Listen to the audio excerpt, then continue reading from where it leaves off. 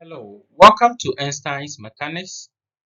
In today's episode, we are going to solve engineering problem on the resolution of forces. So we get started.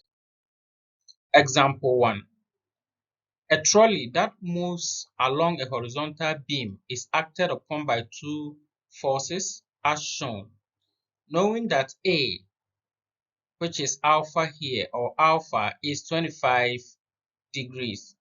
Determined by trigonometry the magnitude of the force P so that the resultant force exerted on the trolley is vertical, and B, what is the corresponding magnitude of the resultant. So this is a very simple engineering question on force resolution.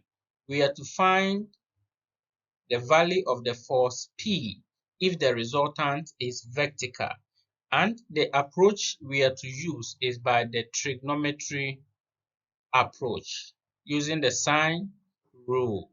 Are we good? So first, this is our problem, and we have two forces acting on the trolley which has its resultant being vertical. Are we good? So we can solve this problem. Solution. Let's write down our parameters from the question. Let's represent, so let R be equal to the resultant force. So we will call the resultant force as R. And also we have 1,600 Newton force. We will call that F1 equal to 1,600 Newton force. And we also know that alpha, or A, is 25 degrees. So we have all these parameters given. So can we draw the free body diagram for this so that we can analyze the forces? Yes, so this is the free body diagram. Remember, you should always have your free body diagram. So this, we can represent the free body diagram this way. So something like this to represent the free body diagram, and we have the x-axis going through that way, and let's call the resultant, which is vertical, an upward force such as this. So this is R, the resultant force. So it also coincides with the y-axis. This is force P this way. So we have force P this way, and we have the 1,600 force, which is F1 equal to 1,600 newtons. Are we good? We have a 15-degree angle here. So this is 15 degrees. The total angle is 90. So if here is 15, we have 75 here. This place is alpha, and the angle of alpha is giving us 25 degrees, meaning this angle is also 65 degrees. So we have our free body diagram for the problem. Are we good? And we can begin to analyze it and come out with our solution.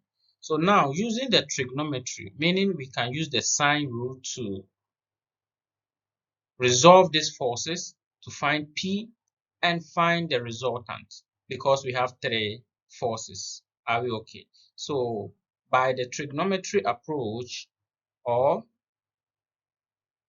using the triangular approach, we have to convert. Remember, you can use that when you have three forces. Are we good? Because the size of a triangle is what? 3.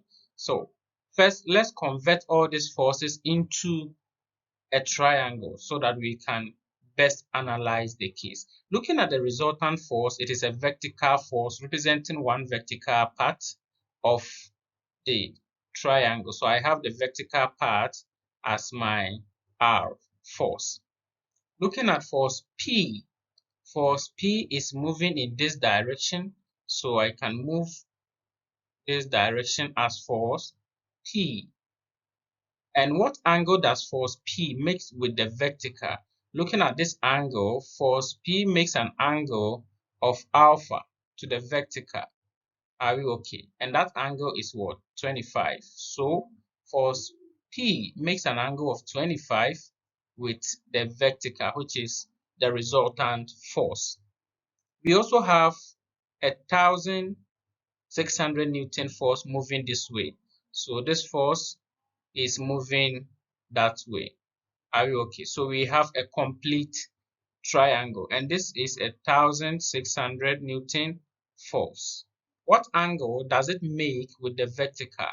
Looking at this part, it makes an angle of 75.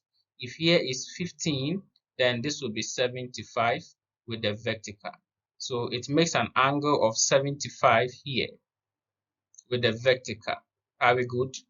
So here we can also complete this angle because it is a triangle and the total angle is supposed to be 180. So we can find this angle. This will be 180 minus 75 minus 25. And our angle here is what? 80. So we have an 80 angle here.